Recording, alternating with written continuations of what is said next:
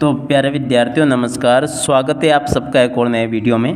प्यारे विद्यार्थियों, आज हम यहाँ पर देखने वाले हैं त्रैमासिक परीक्षा 2024-25 के लिए कक्षा 10वीं का गणित विषय का पूरा क्वेश्चन पेपर और इसका पूरा सॉल्यूशन।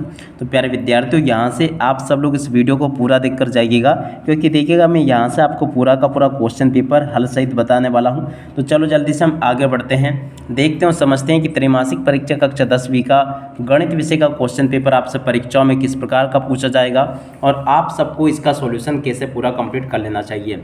तो देखिएगा, कक्षा 10वीं का गणित विषय का क्वेश्चन पेपर है, जिसका कि आज हम यहाँ से पूरा सॉल्यूशन देखने वाले हैं। तो चलो जल्दी से हम आगे बढ़ते हैं, समझते हैं आपके पूरे पेपर को। तो देखिएगा, इस प्रकार का पूरा क्वेश्चन पेपर है आपका, आप सब लोग देख लें और पूरा समझ भी लें।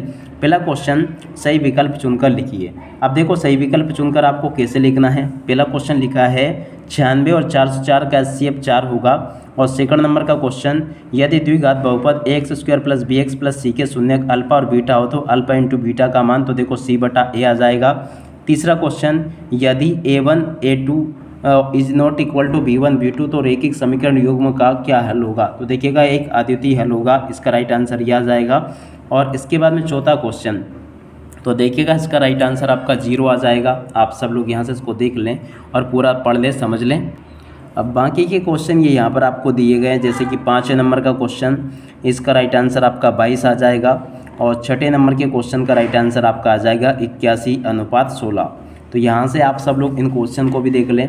अब इसके बाद में हम यहाँ पर आ जाते हैं, इन क्वेश्चन को पढ़ते और समझते हैं कि आगे आपसे यहाँ पर क्या क्वेश्चन पूछे जाएंगे। तो देखिएगा, इन क्वेश्चन को पढ़ लें। जैसे कि 3√2 एक संख्या है, तो देखिएगा ये एक अपरिमेय संख्या है। अगला क्वेश्चन, घात 1 वाले बहुपद को कहते हैं, तो देखिएगा इसको रैखिक बहुपद कहते हैं, इसका राइट आंसर क्या आ जाएगा, रैखिक बहुपद। अगला क्वेश्चन, समीकरण में मान होगा, तो देखिएगा k का मान इसमें 4 होगा। रैखिक बहुपद का शून्यक, तो देखिएगा -b/a होगा। और उसके बाद में देखिएगा 5वें नंबर का क्वेश्चन, यदि a b c समांतर श्रेणी में है तो b को a और c को कहते हैं, तो देखिएगा समांतर माध्य इसको कहते हैं। उसके बाद में देखिएगा 6ठे नंबर का क्वेश्चन, समरूप त्रिभुजों के संगत कोण होते हैं, तो देखिएगा बराबर होते हैं। तो यहाँ तक के सभी क्वेश्चन और उनके आंसर को आप लोग देख लो। यहाँ तक के सभी क्वेश्चन और उनके आंसर्स मैं आपको बता चुका हूँ। अब इसके बाद में आप सब लोग यहाँ से इन क्वेश्चन को देख लो, जिसमें कि आपसे जोड़ी पूछी गई है। अब देखो, जोड़ी का मिलान कैसे करना आपको। पहला क्वेश्चन, 9 और 27 का HCF क्या होगा, 9 होगा। और त्रिघात बहुपद की घात क्या होगी, 3 होगी। और इसके बाद में देखो, तीसरे नंबर का क्वेश्चन, इसकी जोड़ी मिल जाएगी आपकी -3/2 से। और द्विघात समीकरण के विभक्तिकर का मान, तो देखिएगा -3 हो जाएगा। समांतर श्रेणी का nवां पद, तो देखो इसका राइट आंसर जी आ जाएगा।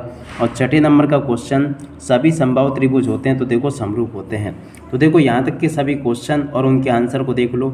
ये सभी के सभी क्वेश्चन और उनके आंसर मैंने यहाँ से आपको बता दिए हैं। उम्मीद करता हूँ कि सभी क्वेश्चन और उनके आंसर आपको अच्छे से समझ में आ गए होंगे। अब इसके बाद में चलो हम आगे बढ़ते हैं, आगे के क्वेश्चन और उनके आंसर को देखते हैं। तो देखो, प्रश्न नंबर 4 में आपसे एक शब्द या फिर एक वाक्य में उत्तर पूछे जाएंगे। तो पहला क्वेश्चन, यदि किसी द्विघात समीकरण के विभक्तिकर का मान धनात्मक हो तो उस समीकरण के मूलों की प्रकृति कैसी होगी, तो देखो वास्तविक होगी। और सेकंड नंबर का क्वेश्चन, तो देखो 5, 10, 15 के 8 पदों का योग तो देखो 180 आ जाएगा। और क्या भुजाओं 6 सेंटीमीटर, 8 सेंटीमीटर एवं 10 सेंटीमीटर से निर्मित त्रिभुज समकोण त्रिभुज होगा, तो देखो इसका राइट आंसर आपको लिख देना हाँ। और उसके बाद में देखिएगा, यहाँ पर आपको प्रश्न नंबर 4 में आधारभूत अनुपातिक प्रमेय का कथन लिखना है। प्रश्न नंबर 5 में दिया गया है 2√2, इसका राइट आंसर आ जाएगा, आप सब लोग देख लें। प्रश्न नंबर 6 में लिखा है, किसी त्रिभुज के शीर्षों के निर्देशांक 3, 2 एवं 1, -4 तथा -4, 4 है तो उसके केंद्र के निर्देशांक क्या होंगे, तो देखो 0, 0 होंगे, इसका राइट आंसर यह आ जाएगा। उसके बाद में देखिएगा, प्रश्न नंबर 5 को पढ़ लें, जिसमें कि आपसे सत्य असत्य पूछे गए हैं। सत्य असत्य में पहला क्वेश्चन, दो संख्याओं का गुणनफल उनके HCF और LCM के गुणनफल के बराबर होगा, देखो ये भी सत्य होगा। सेकंड नंबर का क्वेश्चन जो लिखा है ये भी आपका सत्य है। थर्ड नंबर का क्वेश्चन ये आपका असत्य हो जाएगा। और फोर्थ नंबर का क्वेश्चन ये भी आपका सत्य होगा। और 5 नंबर का क्वेश्चन ये भी आपका सत्य होगा। 6 नंबर में आपका असत्य आ जाएगा। तो इस प्रकार से आप सब लोग इन क्वेश्चन को देख लें और पूरा का पूरा समझ भी लें। यहाँ तक के सभी क्वेश्चन मैंने आपको बता दिए। और उसके बाद के क्वेश्चन ये लिखे हैं, जैसे कि प्रश्न नंबर 7 ये दिया गया है, प्रश्न नंबर 8 ये लिखा है, 8 के बाद में देखिएगा प्रश्न नंबर 9 ये लिखा है, 9 के बाद में देखो प्रश्न नंबर 10 ये दिया गया है, और 11वां क्वेश्चन ये यहाँ पर आपको दिया गया है। तो देखो इस प्रकार के क्वेश्चन और उनके आंसर को आप लोग देख लो और उसके बाद के क्वेश्चन ये लिखे हैं, आप सब लोग पढ़ लें।